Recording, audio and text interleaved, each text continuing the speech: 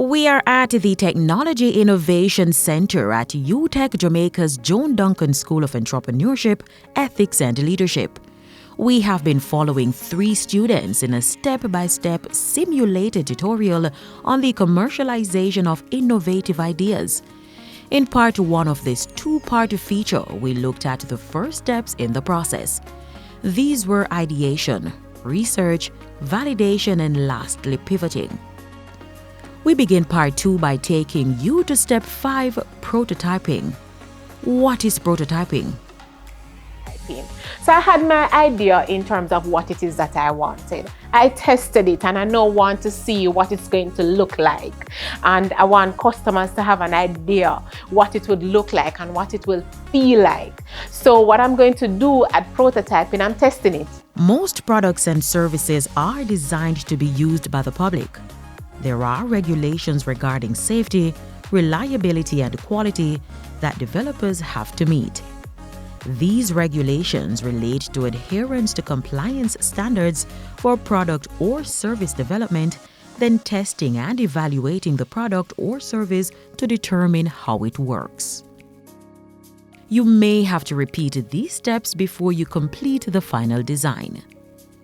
In Jamaica, the Bureau of Standards Jamaica is the body responsible for developing and monitoring standards in relation to services and products for consumers.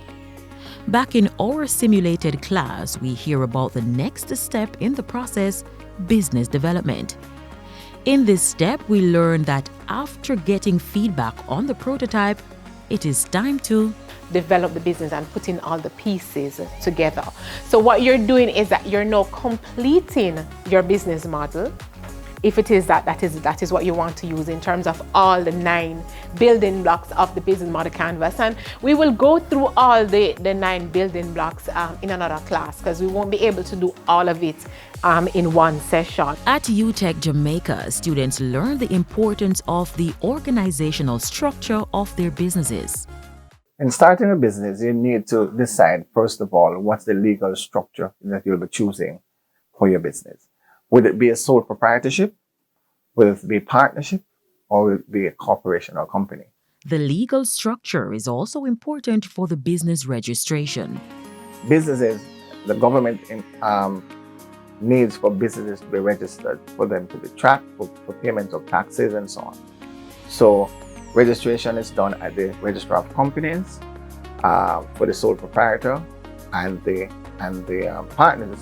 They register as business names, as well as the corporation is registered as a limited liability company. Having created the product or service and having registered your business, you are now moving closer to the end of the process. You have now come to the stage of commercialization. So what I now need to do is to commercialize my products, right? So no more free sampling, people, no more giveaways. It is now time to make the money, right? So we are now putting our products and our services on shelf. There are many options to commercialization. All these will need that you have your financial documents such as cash flow statements and balance sheets, income and expense statements. This leads to the question of financing. Where can you get money to operate your business? One funder of small entrepreneurial ventures is the Development Bank of Jamaica, DBJ. The nurturing of entrepreneurship is one of the most important planks of the organization's operations. So the DBJ may be one source of getting the money you need to start your business. The DBJ overall provides economic development support to Jamaica and Jamaicans specifically. And we do this by trying to help Jamaicans to improve their quality of life through economic development support. We do this specifically in 3 ways. Development financing, including directly to entrepreneurs. We provide capacity building to institutions such as the TIC at UTech. And we also provide support through what we call P4, that's the Public-Private Partnerships and Privatization Solutions. As an entrepreneur, you will also need to use your creativity to get funding for your business operation. You could license your prototype if you have one, or you could offer a franchise. there are multiple options to consider. So, we have completed all the steps. With this head start, our students can head to the TIC for more help on how to grow their entrepreneurial venture. But they have a question. But what I really want to know is who owns this idea that we created here at UTech? For the answer, we go to Associate Vice President Graduate Studies, Research and Entrepreneurship, Dr. Paul Ivy, who will tell us about the university's intellectual property policy. What the policy says is this: the university does not own intellectual property that students and staff members develop on their own, or where they are working in relation to projects or other such undertakings.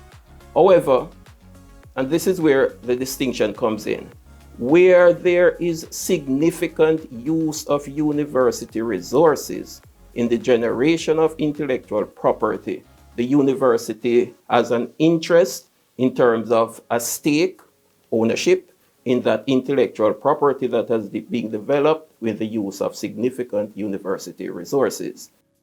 A journey of 1,000 miles begins with the first step.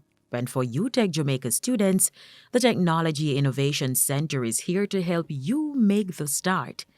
The center will also support you at every step in the development of your entrepreneurial venture. And here we've come to the end of our two-part feature on the journey from innovation to commercialization. Let's hope the steps we've shown you will help you in your business development journey. Take care.